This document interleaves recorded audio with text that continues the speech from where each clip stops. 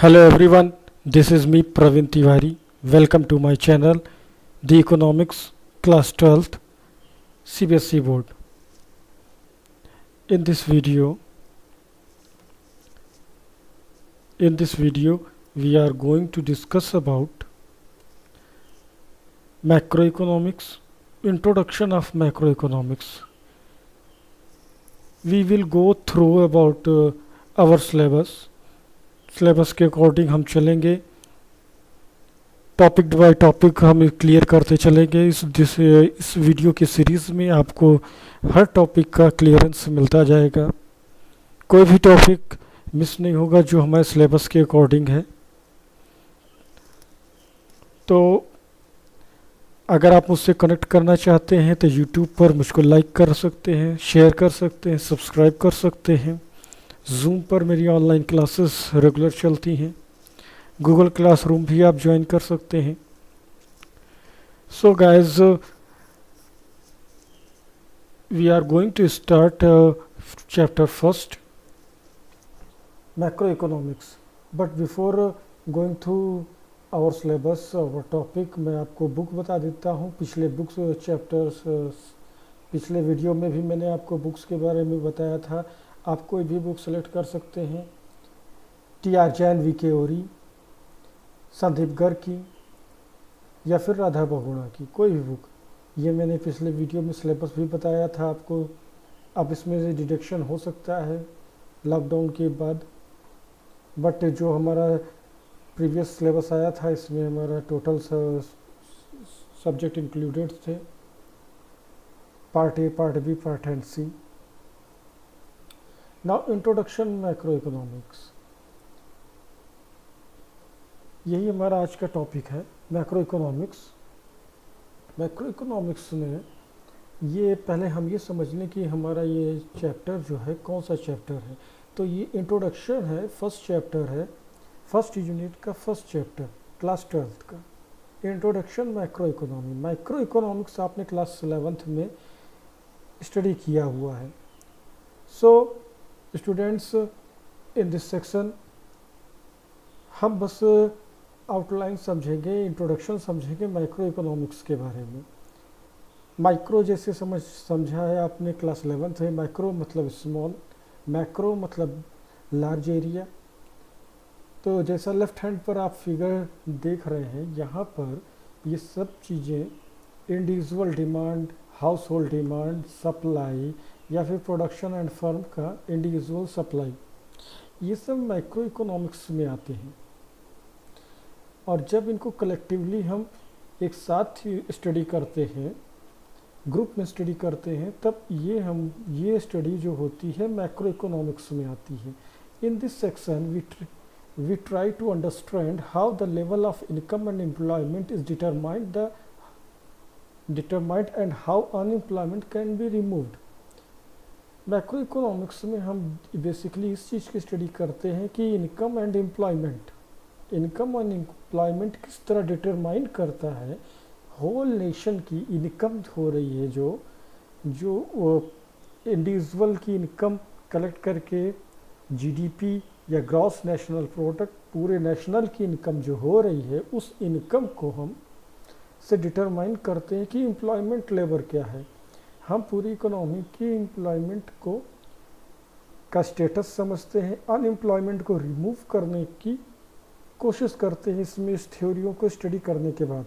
Macro economics is the study of aggregates. इसमें aggregate का study किया जाता है। What are the aggregates? Aggregates में the aggregate demands, aggregate supply, not individual. So introduction macro economics में मैं ये बेसिकली बता दूं, मैक्रो में इसकी बैकग्राउंड थोड़ा सा आप समझ लेंगे तो आपके लिए इजी हो जाएगा।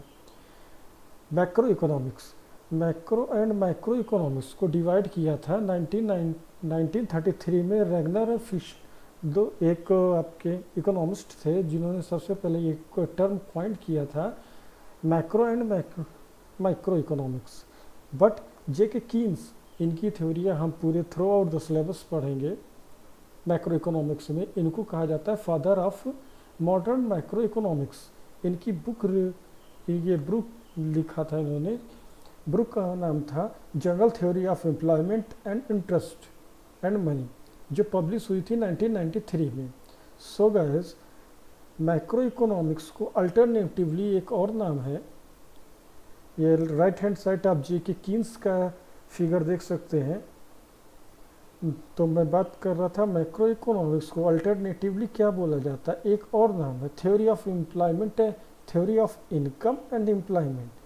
ऑब्जेक्टिव क्वेश्चन में ये भी पूछा जा सकता है कि alternatively known as macroeconomics is the theory of income and employment. So meaning क्या है macroeconomics की? Macroeconomics is the study of aggregates or average covering the entire economy such as national income, full employment, aggregate demand and aggregate supply या price level। तो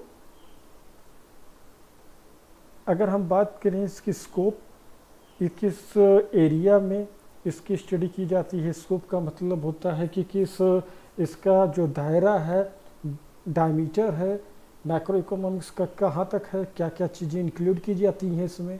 तो सबसे पहले इसमें theory of employment की स्टडी करेंगे, हम कर सकते हैं। थ्योरी ऑफ नेशनल इनकम समझते हैं, ये सब आपके एक चैप्टर भी हैं, मैं आपको बता दूँ। Theory of general price level, theory of money, money and supply, money and banking, ये आपका चैप्टर है, 5th चैप्टर है। Theory of international trade,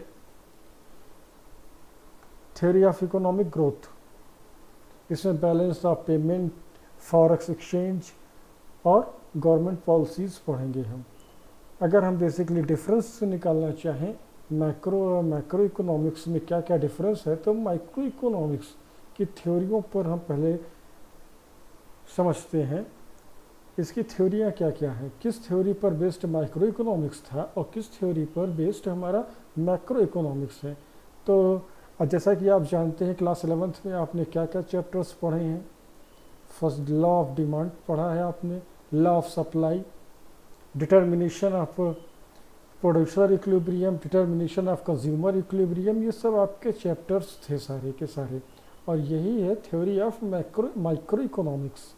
but अगर हम जो क्लास 12th में हमारा मैक्रो इकोनॉमिक्स है, इसमें अगर हम समझना चाहें कि कौन कौन सी थ्योरी एप्लीकेबल होंगी, किन किन थ्योरियों पर हम स्टडी करेंगे, तो इसमें है general price level first theory, theory of national income, theory of international trade, theory of income economic growth, theory of employment and variables. इसमें क्या क्या थे माइक्रो इकोनॉमिक्स में? माइक्रो इकोनॉमिक्स में बेसिकली आप डिमांड एंड सप्लाई की बात करते थे, जहाँ पर डिमांड एंड सप्लाई एक दूसरे का, demand curve and supply curve एक दूसरे को इंटरसेक्ट करता था, उस पॉइंट को उसी पॉइंट पर प्राइस का डिटर्मिनेशन होता था।